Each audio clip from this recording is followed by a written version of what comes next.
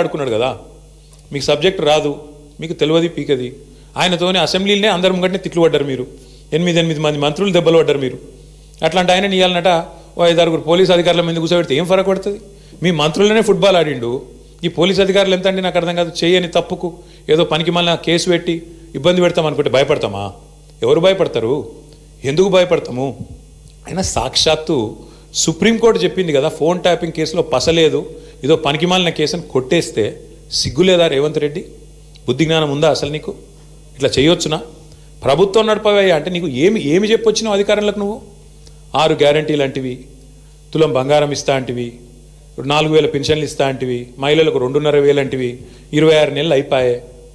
అది చెప్పే ముఖం లేదు, అది చెప్పే తెలివి లేదు. అందుకే కవర్ ఏం చేయాలి?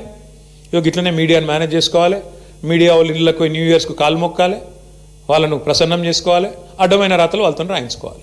ఇక గిది నీ చిల్లర బుద్ధి, ఇది నీ లేకి బుద్ధి, ఇది రేవంత్ రెడ్డి యొక్క చిల్లర వ్యవహారం.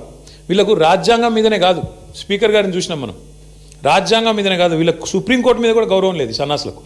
ఇది వాస్తవం. అందుకే ఇవాళ సుప్రీంకోర్టు ఫోన్ ట్యాపింగ్ జరగలేదురా అని చెప్తే కొట్టేస్తే హరీష్ రావు గారి మీద కేసు, అయినా నోటీసులు ఇచ్చినారంటే వీళ్ళకి ఎంత తెలివి ఉంది, వీళ్ళు ఎంత తెలివైన వాళ్ళు దీంతోనే చెప్పొచ్చు. ఇంకొక మాట కూడా నేను చెప్తా ఉన్నా ఇవాళ రేవంత్ రెడ్డికి, ఇంకో 1000 సీట్లు వేసుకో, ఏం చేసుకుంటావో చేసుకో, మా నాయకులందరికీ నోటీసులు ఇచ్చుకో, ఏమన్నా చేసుకో, భయపడం.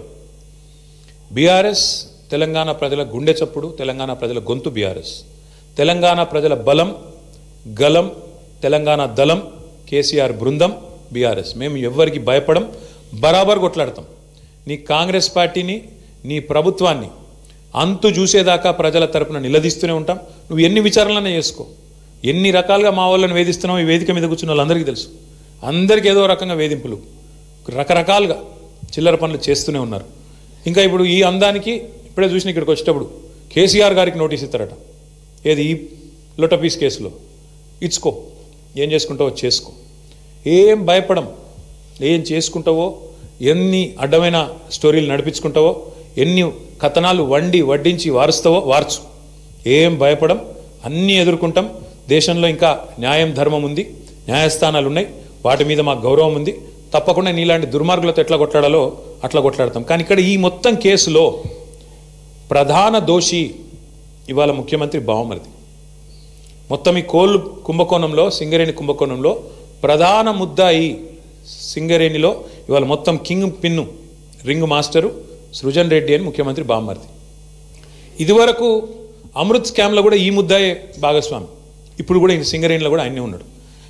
నేను సూటిగా కిషన్ రెడ్డి గారిని, భారతీయ జనతా పార్టీని అడుగుతా ఉన్నా, మీకు నిజంగానే ఈ పాపంలో, ఈ దొంగతనంలో మీకు వాటా లేకపోతే, ఈ దొంగతనంలో మీరు భాగస్వాములు కాకపోతే మీరెందుకు స్పందిస్తలేరు? సింగరేణి అంటేనే ప్రభుత్వ రంగ సంస్థ, 51% రాష్ట్ర ప్రభుత్వానిది, 49% కేంద్ర ప్రభుత్వానికి వాటా. మరి మీకు ఇలా వాటా లేదా? మీరు ఏ రకంగా ఇట్లా ఓపెన్గా మొత్తం భారతదేశంలో ఎక్కడన్నా ఎక్సెస్ టెండర్లు అవుతున్నాయండి? కోల్ బ్లాక్స్లో ఎక్కడన్నా, కోల్ ఇండియా ఆధ్వర్యంలో జరుగుతున్న ఎక్కడన్నా టెండర్లలో 7%, 12% ఎక్సెస్ పోతున్నాయా? మరి ఎక్కడ లేని సింగరేణిలో పోతున్నాయంటే, ఎక్కడ లేని సర్టిఫికేట్, విజిట్ సైటేషన్ సర్టిఫికేట్ అనేది సింగరేణిలో పెట్టిరంటే, ఇవన్నీ చూస్తూ కూడా coal minister, central cabinet minister Kishan Reddy గారు నిర్లిప్తంగా ఉన్నారు, మౌనంగా ఉన్నారంటే ఏమనుకోవాలి మేము? ఈయనకు కూడా ఇలా వాటాలు ముడుతున్నాయనా, ఇద్దరు కలిసి పంచుకుంటున్నారనా, ఏమనుకోవాలి?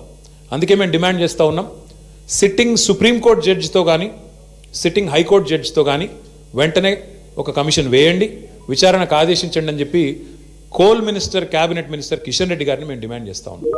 మీరు కేంద్ర ప్రభుత్వంలో ఉన్నారు కాబట్టి మీరు రాయొచ్చు డైరెక్ట్గా లెటర్, మీరు రాయండి, సుప్రీంకోర్టుకు రాయండి, సీజేకి రాసి ఇట్లా కుంభకోణం జరిగింది సింగరేణిలో, అక్కడ సెంట్రల్ గవర్నమెంట్ వాటా 49% ఉన్నది, ఇలా సింగరేణిని ఇష్టం వచ్చినట్టుగా దుర్మార్గంగా కొంతమంది చెరబట్టినారు, వెంటనే ఇందులో లోతుపాతులు చూడాలని చెప్పి ఈ సైటేషన్ సర్టిఫికేట్ ఎందుకు పెట్టినారు, ఇదివరకు మైనస్లో పోయిన టెండర్లు ప్లస్లకు ఎందుకు వచ్చినాయి, అలా సడన్గా ఇదివరకు అడ్రస్ లేని సృజన్ రెడ్డికి కాంట్రాక్ట్లు ఎట్లు వస్తున్నాయి, ఇవన్నీ బయటపడాలంటే, దొంగలు దొరకాలంటే సిట్టింగ్ జడ్జితో, సుప్రీంకోర్టు సిట్టింగ్ జడ్జితో న్యాయ విచారణ జరగాలి అని మేము డిమాండ్ చేస్తూ ఉన్నాం మా పార్టీ తరఫున.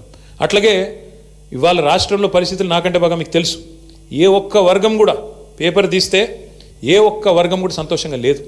ఎక్కడ వాళ్ళు అక్కడ రైతులు రైతు బంధు కోసం ఎదురు చూస్తూ ఉన్నారు. సంక్రాంతి పోయింది, నాట్లేసే టైం అయిపోయింది, ఇవాళ ఎన్నికలు లేవు కదా పంచాయతీలలో, అందుకే రైతు బంధు లేదు. ఇవాళ మళ్ళీ చీరలు వచ్చే కార్యక్రమం స్టార్ట్ చేసిరట పట్టణాలలో. అంటే ఓట్లు తప్ప రాజకీయ యావ తప్ప నీకు వేరే ఏది కూడా పట్టి లేదు. నేను ఇంకోటి అడుగుతున్నా, మేము 1000 సీట్లు ఎదుర్కొంటాం, 1000 ఎన్నేస్తావో వెయ్యి. కానీ నేను రేవంత్ రెడ్డి నేను అడుగుతున్నా, మరి మీ సంగతి ఏంది? మీ దండుపాలెం ముఠా, మీ అలీబాబా అరడజన్ దొంగల సంగతి ఏంది?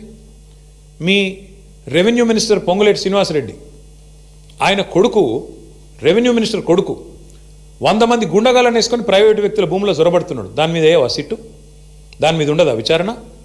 అంటే ఇష్టం వచ్చినట్టు రెవెన్యూ మంత్రి కొడుకు పోయి భూములు కొల్లగొడుతుంటే, ప్రైవేట్ వ్యక్తుల భూముల్లోకి పోయి బౌన్సర్లతో పోయి దాడులు చేస్తుంటే సిట్టులు పిట్టులు ఎడదచ్చినాయి?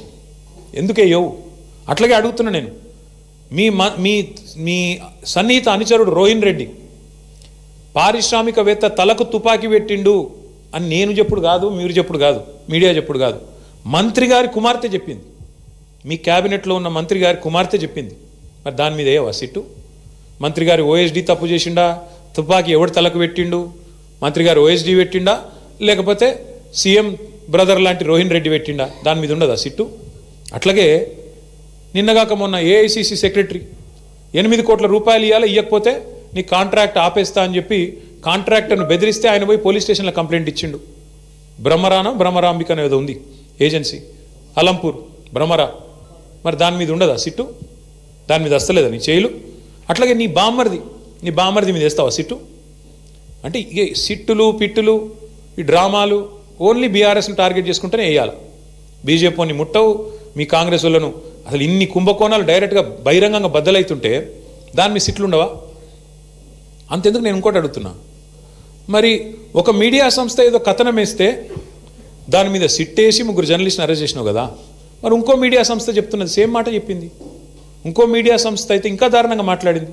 బట్టి విక్రమార్కనే ఇలా పాత్ర పోషించిండు, ఆయననే మొత్తం టెండర్లు రిగ్ చేసిండు నైనిలా అని ఓపెన్గా ఒక మీడియా సంస్థ రాసింది. మరి వాళ్ళ మీద ఎందుకో ఉండదు యాక్షన్? వాళ్ళ మీద ఉండదా సిట్టు? అంటే పగబడితే కూడా ఓన్లీ తెలంగాణ జర్నలిస్టులను పగబట్టాలా? ఓ 2 బీసీ బిడ్డలు, ఒక ఎస్సీ బిడ్డ, 3 జర్నలిస్టులు, వాళ్ళని మాత్రం లోపలేయాలా? యాజమాన్యాలను ముట్టవు, నీకు ఆ ధైర్యం లేదు. వాళ్ళని మాత్రం ఎవరైతే అసలు దొంగలు ఉన్నారో వాళ్ళని ముట్టుకునే ధైర్యం లేదు నీకు.